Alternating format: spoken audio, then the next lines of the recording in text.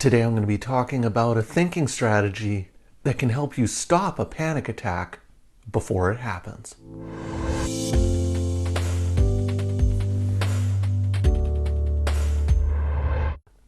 Hi everyone. In today's video, I'm going to be talking about something called overestimation of threat, which is a thinking strategy that can tend to contribute to and make a panic attack happen, and how to stop overestimation of threat. But before I get into that, just a couple of disclaimers to go over. I'm a registered psychologist in the province of British Columbia, Canada, and this video is for informational purposes only. It is not intended as a substitute or replacement for advice from your doctor or mental health professional. Now, with those two things out of the way, let's start talking about overestimation of threat. So this is a part of the series on panic attacks and managing panic attacks in panic disorder. And what I encourage you to do, if you haven't already, is to watch a previous video that I did about the fear of fear model of panic, because that's absolutely critical for understanding how challenging overestimation of threat can actually be helpful in terms of preventing or warding off a panic attack. So the key thing to review and the key thing to recognize is that panic attacks aren't caused by the physical sensations of anxiety. Panic attacks are caused by the way we interpret those physical sensations of anxiety, those uh-oh thoughts that can really drive or fuel a panic attack. Now, there tend to be two broad categories of uh-oh thoughts. One is catastrophizing, or seeing the potential negative effect of the panic attack as being sort of this catastrophe, essentially making a mountain out of a molehill. And the other is what I'm going to be talking about in today's video, which is overestimation of threat, which is essentially overestimating the likelihood that something absolutely horrific or catastrophic would actually happen. So, overestimating thoughts tend to focus on those uh-oh thoughts that are more physical in nature, where if it were to actually happen, it would be catastrophic. It would be awful. So things like, I think I'm dying, or what if I'm having a heart attack? What if I'm having a stroke? What if I lose control while I'm driving on the highway and I crash my car? What if I'm going crazy and I lose my mind? So these are often very common types of feared outcomes in that people have while they're having a panic attack. And you can imagine that if I were to notice that my heart is racing and I start to think to myself, uh-oh, what if I'm having a heart attack? Well, how am I likely to feel? I'm likely to feel really anxious. I'm likely to feel really scared. But what's that going to do to the physical sensations? Well, my heart's going to beat even faster. It's going to beat even stronger, which now makes me even more afraid. It's almost like it's reinforcing the idea or providing evidence to the idea that I'm actually having a heart attack, which makes me more anxious. And there I go. I enter into that panic attack, just like we describe in the fear of fear model.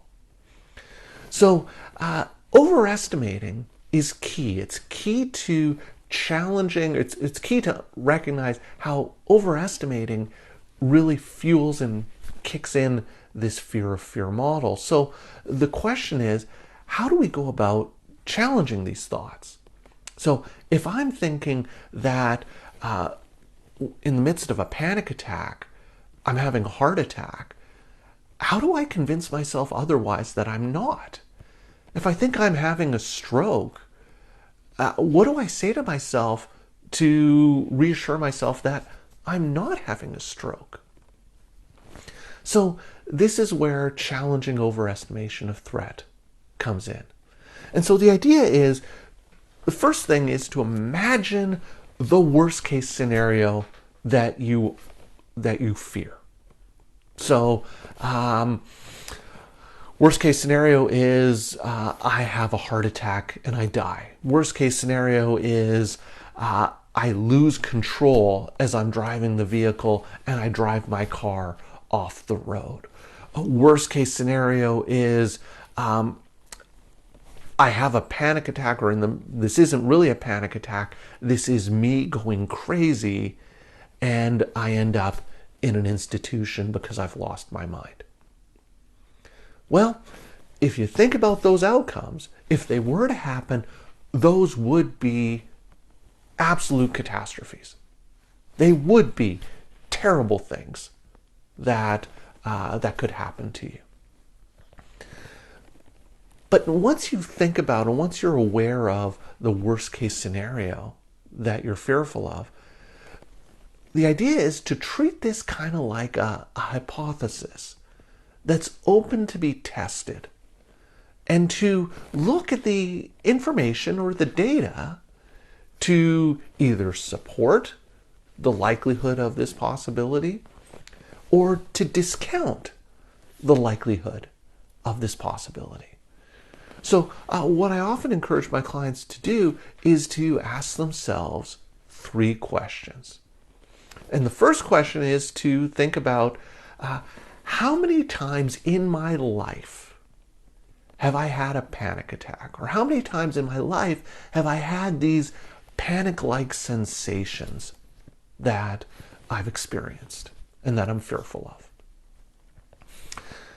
The second thing to ask myself is, in all these times that I've had these physical sensations of panic, or I've had a panic attack, how many times have I had a heart attack? How many times have I had a stroke? How many times have I lost control of the vehicle and drove it off the road? How many times have I lost my mind and gone crazy? And the third question then is, okay, with that in mind, what's the likelihood or what's the probability that the next time I'm experiencing these physical sensations of panic, what's the likelihood that I actually am having a heart attack, I am having a stroke, I am going crazy? So let's say, for example, I go about answering these questions. How many times have I had a panic attack in my life? I've had 1,000 panic attacks in my life, or there have been 1,000 times where I've had these physical sensations of panic come on.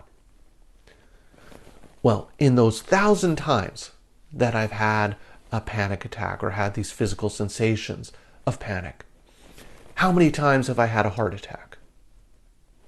Well, none. I've never had a heart attack during a panic attack. It's always been a panic attack. Okay, so with those 2 pieces of information in mind, what's the likelihood that the next time I have a panic attack or I start to have these panic-like sensations, what's the probability that that time I'm actually having a heart attack? Well, at the very worst case scenario, it's 1 in 1,001. That's the probability at the absolute worst case scenario. Well, 1 in 1,001, that's pretty slim odds. It's pretty rare odds that I'm likely to be having an actual heart attack instead of this just being a panic attack. And so what we're doing here is we're really putting the probability of the feared outcome into context, and essentially convincing myself through my experiences that it's highly unlikely that these physical sensations that I'm experiencing are indicative of a heart attack, a stroke, me going crazy, because I've had these sensations lots of times before and it's never ended up in those scenarios. And so to be able to remind myself when I start to feel a panic attack coming on, when I start to feel these physical sensations, to be able to walk myself through these questions.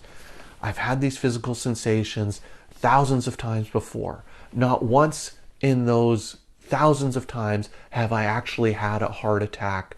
And so the probability that this time I'm having a heart attack is 1 in 1,001. And so by thinking that way, what I'm doing is I'm really making these physical sensations less scary. And so I don't get as anxious about it. The physical sensations don't increase, and I don't enter into that fear of fear spiral that drives a panic attack.